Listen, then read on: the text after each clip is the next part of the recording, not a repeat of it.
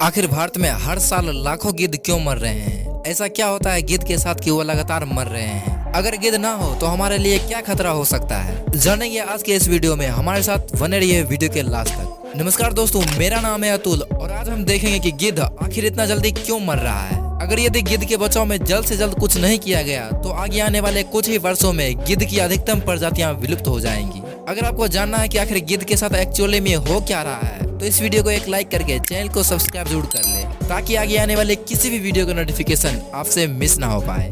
भारत में गिद्धों का रहना उतना ही आवश्यक है जितना कि अन्य पशु और पक्षियों को। भारत में गिद्धों की लगभग 9 प्रजातियां पाई जाती थी, जिनमें से अधिकांश गिद्धों की प्रजातियां विलुप्त होने की कगार पर पहुंच गई है। अगर ऐसा ही चलता रहा तो एक दिन पर्वतिया बटेर और लाल पांडा की तरह ये गिद्ध भी पूरी तरह से विलुप्त हो जाएंगे। गिद्धों की अगर रिप्रोडक्शन सिस्टम की बात करें तो वो बहुत ही धीमी होती है।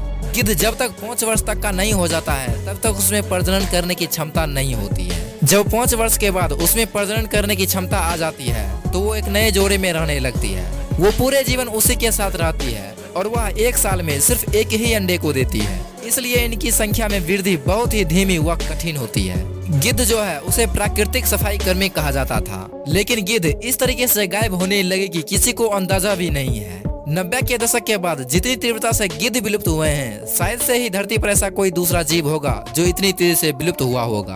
भारत में पिछले 30 सालों में लगभग 4 करोड़ से भी ज्यादा गिद्धों की मृत्यु हो गई है। इन सब की मृत्यु का कारण है जहरीली दवाएं। अब ये दवाएं इन गिद्धों में कैसे आते हैं तो आपको बता दें कि जब किसी मवेशियों को किसी प्रकार की बीमारी हो जाती है तब उसके मालिक इलाज के लिए उन मवेशियों को दवाई देते हैं, डाइक्लोफिनेक। ये जो दवाई है उन मवेशियों के जोड़ों के दर्द को कम करती है। ये उसके लिए तो खतरे की बात नहीं है, लेकिन जब वो मवेशी किसी कारणवश मर जाता है तो उसे किसी ओपन एरिया में फेंक देता है और जैसे ही कोई गिद्ध उस मवेशी को खाता है तो उसका किडनी कुछ दिनों के बाद डाइक्लोफिनेक दवा के कारण काम करना बंद कर देता है, जिसके कारण ऐसे ही लगभग लाखों गिद्ध हर महीने मारे जाते हैं।